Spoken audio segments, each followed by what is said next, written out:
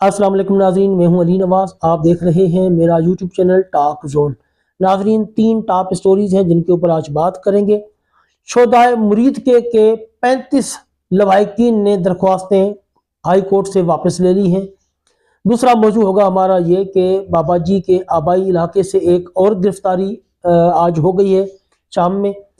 तीसरी खबर हम देंगे, कराची में एक और बच्ची गटर होल में गिर गई है, इसके ऊपर बात करेंगे। और आखिरी बात करेंगे कि सिंध हुकूमत का जो वज़ीर आला है सैयद मुराद अली शाह, बच्चे गटरों में गिर रहे हैं और उसकी अयाशियाँ मैं आपको दिखाऊंगा आज वीडियो में। इससे पहले अगर नाजरीन आप मेरे चैनल पर पहली मरतबा आएँ तो चैनल को लाइक और सब्सक्राइब ज़रूर कर दें, ताकि ये हक और सच की आवाज़ मुतवातर से आप लोगों को मिलती रहे। इसी तरह चलते हैं अपने मौजू की तरफ। नाजरीन, बाबा जी का जो आबाई गांव है नका कला पिंडी घेब, आप सब लोगों को पता है इस चीज़ का। वहाँ से हाजी अमीर हुसैन रिजवी साहब को गिरफ्तार कर लिया गया है। ये तहरीक लबैक पाकिस्तान के सरगर्म कारकुन थे और उनको आज बाबा जी के आबाई इलाकों से गिरफ्तार कर लिया है। पंजाब हुकूमत अपनी फसायत से अभी तक बाज नहीं आ रही। बेगुनाह लोगों को गिरफ्तार किया जा रहा है और महज इसलिए कि पार्टी को नुकसान पहुंचाया जाए, पार्टी में दरारें डाली जाएं और पार्टी को यानी कि मुंतशिर किया जाए। ये जो पार्टी मुत्तहिद नज़र आती है अभी तक, जबकि उनकी क़यादत भी फ्रंट पे नहीं है, मजलिस शूरा जो है वो भी फ्रंट पे नहीं है, लेकिन इसके बावजूद अभी तक पार्टी मुत्तहिद है। और वक्तन फ़वक्तन मजलिस शूरा के जो रुकन हैं वो वीडियो पैगाम के ज़रिए अपने लोगों को बता रहे हैं कि आप मुत्तहिद रहें और हमारे अगले ऐलान का इंतज़ार करें और अपने आप को सेफ जगह पर सेव रखें। लेकिन उसके बावजूद हुकूमत जो है वो जुल्म और फसायत का मुजाहरा दिन ब दिन करती जा रही है, ताकि पार्टी को किसी तरीके से नुकसान पहुँचाया जाए। नाज़रीन, इसके अलावा बात करेंगे, अभी अगला मौजू जो हमारा है वो कराची में एक और बच्ची आज गटर में गिर गई है। 3 दिन पहले 4 दिन पहले ये वाक़या हुआ था जब बच्चा एक फौत हो गया था। तफसीलात के मुताबिक कराची के इलाके मंगो पीर में गरम चश्मा के करीब स्कूल की पहली जमात की बच्ची जो कि मेन होल में गिर गई। जाए वकुआ से गुजरने वाला एक शहरी उसने बर वक्त एक्शन लिया और उस बच्ची को मेन होल से निकाल लिया। ये आज की खबर है। तफसीलात के मुताबिक बच्ची छुट्टी के बाद वापस अपने घर जाते हुए स्कूल के सामने मेन होल में गिर गई। अब देखें, स्कूलों के सामने भी मेन होल खुले हुए हैं। ये सिंध हुकूमत के हालात हैं, इनको शर्म भी नहीं आती। जबकि कल ही कराची के मेयर ने अपनी गलती भी तस्लीम की और कहा कि मैं और मेरे इदारे नाकाम हो चुके हैं। और आज की प्रेस कॉन्फ्रेंस में उन्होंने कहा, मेयर कराची ने, कि अगर कहीं मेन होल खुले हैं तो आप अपने इलाके के चेयरमैन से और काउंसलर से शिकायत दर्ज करवाएं और उसके बाद वो काउंसलर और चेयरमैन जो है वो आगे मेयर कराची तक या इदारों तक आवाज़ पहुंचाएंगे। तो मेन होल जितने भी खुले होंगे उस इलाके में जिसकी कंप्लेन हुई होगी उसको बंद कर दिया जाएगा। सोचने की बात यह है, अवाम शिकायत करने क्यों जाए? अवाम के जो मुंतखब नुमाइंदे हैं, जो मेयर कराची हैं, उनकी क्या ड्यूटी है? और जो इतने इदारे गवर्नमेंट से, बल्दियाती इदारे तनख्वाह ले रहे हैं, उनका क्या काम है? क्या ये सिर्फ तनख्वाहें लेने के हकदार हैं, काम करने के नहीं? अगर इनको तनख्वाह काम करने की मिलती है तो इनको खुद ब खुद से काम करना चाहिए और ये मेन होल जितने भी खुले हैं इनके गटर के ढक्कन बंद कर देने चाहिए। अब नई मंतक ये बना रहा है मेयर कराची कि जी अवाम शिकायत करे। भाई, अवाम शिकायत किस लिए करे? जब वोट का टाइम होता है तो आप दौड़ दौड़ के भाग के इनके घरों तक जाते हैं, सारा कुछ करते हैं, लेकिन जब मेन होल के ढक्कन जो लगाने की बारी आती है तो लोग शिकायतें करें। गलियां खराब हैं तो लोग शिकायतें करें, पानी अगर नहीं आता तो लोग शिकायतें करें। تو ان شکایتوں کے اوپر پہلے کون سا آپ نے عمل کیا ہے؟ کراچی میں تو ایک مافیا بیٹھا ہوا ہے جو کہ ان ساری چیزوں کو ڈیل کرتا ہے. اور دوسری بات یہ کہ پیپلز پارٹی کی جو حکومت ہے یہ بالکل ڈیلیور کرنے میں فیل ہو چکی ہے. 3 دن پہلے ایک بچہ گٹر میں گرا ہے، اس کے بعد کیا کیا اس گورنمنٹ نے؟ ان کو چاہیے تھا فوری طور پر ایکشن لیتے اور سارے کراچی کے جو گٹر کھلے ہوئے تھے وہ 2 دن کے اندر بند کر دیتے، لیکن نہیں ہوا. آج پھر ایک بچی گر گئی. یہ تو شکر اللہ پاک کا کہ وہ راہگیر جو وہاں سے گزر رہا تھا اس نے یہ واقعہ اپنی آنکھوں سے دیکھا اور فوراً گٹر میں اتر کے مین ہول کے اندر اتر کے بچی کو صحیح سلامت باہر نکالا.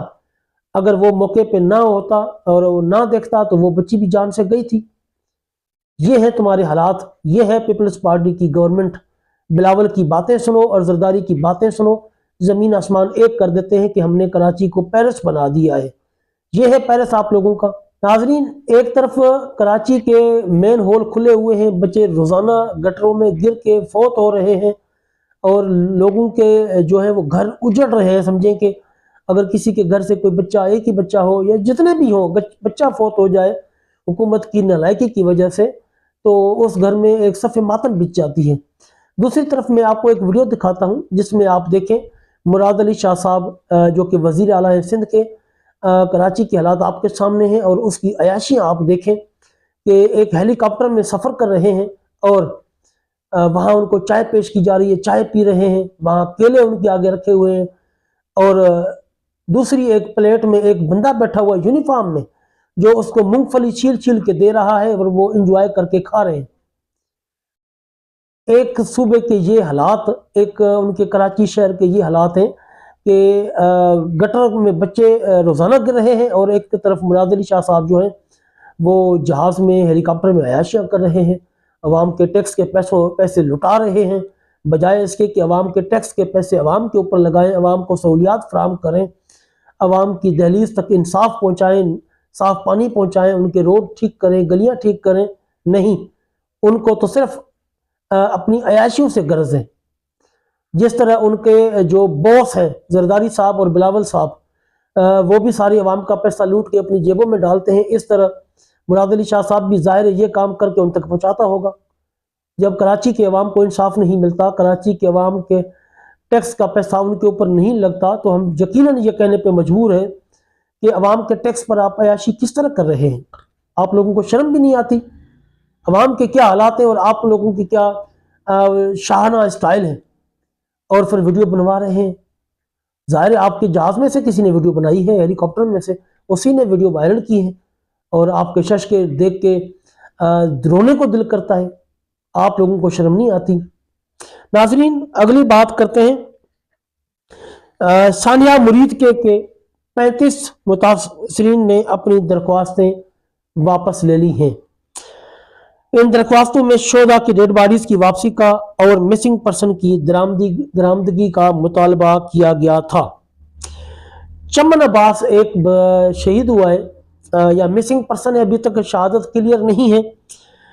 ان کے والد نے عدالت میں کہا کہ ہمیں انصاف نہیں ملا، نہ ہی ڈیڈ باڈی ملی ہے اور نہ ہی میرے بیٹے کا ابھی تک کچھ پتہ چل سکا ہے. اب ہم تھک چکے ہیں اور اپنی درخواست واپس لیتے ہیں. اگر سوچا جائے تو یہ انصاف کے منہ پہ تماچا ہے، ہماری عدلیہ کے منہ پہ تماچا ہے کہ ایک بندہ یہ کہہ رہا ہے کہ 1.5 مہینہ ہو گیا، نہ ہی ہمیں ڈیڈ باڈی مل رہی ہے، نہ بچے کا پتہ چل رہا ہے. تو یہ ہمارے ملک کا انصاف ہے. جبکہ میڈیا کے لوگوں نے ایڈوکیٹ احسان علی عارف سے پوچھا، جو یہ کیس لڑ رہے ہیں تحریک لبیک پاکستان کی طرف سے، کہ آپ اس معاملے پر کیا کہتے ہیں کہ آپ اب لوگوں کو درخواست واپس لینی چاہیے یا یہ جو درخواستیں لوگ واپس لے رہے ہیں اس معاملے پر آپ کیا کہیں گے؟ جس پر ایک اور وکیل نے کہا کہ آج عدالت ہار چکی ہے اور حکومت جیت چکی ہے. یہ عدالت اور حکومت دونوں کے اوپر ایک سوالیہ نشان ہے کہ عدالت ہار چکی ہے اور حکومت جیت چکی ہے. آپ اس سے کیا نتیجہ اخذ کر سکتے ہیں؟ آپ مجھے کمنٹ کر کے ضرور بتائیے گا. اگر سیدھے الفاظ میں کہیں تو تحریک لبیک پاکستان ہار چکی ہے. یعنی کہ یہ کیسز ہار چکی ہے، ان کو انصاف نہیں مل رہا۔ اگر ان لوگوں کی ڈیڈ باڈیز واپس مل جاتی تو حکومت کا جو موقف تھا ثانیہ مرید کے حوالے سے کہ مرید کے میں کوئی بھی شہادت نہیں ہوئی، یہ تحریک لبیک پاکستان ایک پروپیگنڈا کر رہی ہے، وہ بیانیہ حکومت کا جو تھا وہ دفن ہو جاتا ہمیشہ کے لیے، اور تحریک لبیک پاکستان کی ایک بہت بڑی جیت ہو جاتی۔ اور ان درخواستوں کی جو واپسی ہے، ان سے یقیناً تحریک لبیک پاکستان کو ایک بڑا دھچکا لگا ہے، ان کے لوگوں کو انصاف نہیں ملا۔ جبکہ کچھ لوگوں کا یہ بھی کہنا ہے کہ شہداء کے لواحقین کو بلیک میل کیا جا رہا ہے اور ان کو دھمکایا جا رہا ہے، ان کو ڈرایا جا رہا ہے کہ اگر آپ درخواستیں واپس نہیں لیں گے تو آپ کو یہ ہوگا، آپ کے گھر گرا دیں گے، آپ کے بچوں کو اٹھا لیں گے۔ اس طرح کی دھمکیاں بھی دی جا رہی ہیں، جس کی بنا پر یہ درخواستیں واپس لی جا رہی ہیں۔ جبکہ ایڈوکیٹ احسان علی عارف کا یہ موقف تھا کہ ہمارے پاس عدلیہ واحد آپشن ہے جس سے ہمیں تھوڑا بہت انصاف کی امید ہے، اس لیے میں عدلیہ پہ تنقید نہیں کروں گا۔ عدلیہ پہ تھوڑا بہت اعتماد نہیں، پورا اعتماد ہونا چاہیے، لیکن وہ عدلیہ ہو تو یقین ہونا چاہیے نا۔ وہ عدلیہ ہی نہیں رہی، 27ویں ترمیم کے بعد عدلیہ کا نظام ٹھپ ہو کے رہ گیا ہے، بالکل عدلیہ حکومت کے ماتحت ہو چکی ہے۔